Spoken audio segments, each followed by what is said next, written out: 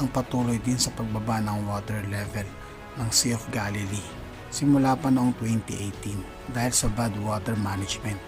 Kaya ito'y naaabuso na nagpapatuloy pa rin hanggang sa ngayon. Ang mga bagay na ito'y magaganap dahil ito'y naisulat sa Biblia bilang isang propesiya na nagsisilbing ating tanda sa mas marami pang magaganap na nais iparating sa atin ng Panginoon upang tayo'y maging handa sa pagdating niya tulad ng nasasaad sa pahayag.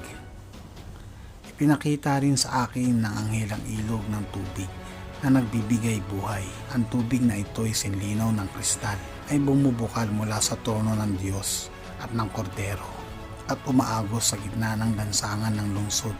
Sa magkabilang panig ng ilog ay ang punong kahoy na nagbibigay buhay. Ito'y namumunga ng 12 uri ng bunga, isang uri sa bawat buwan. Makapagpapagaling sa sakit ng mga tao ang mga dahon nito.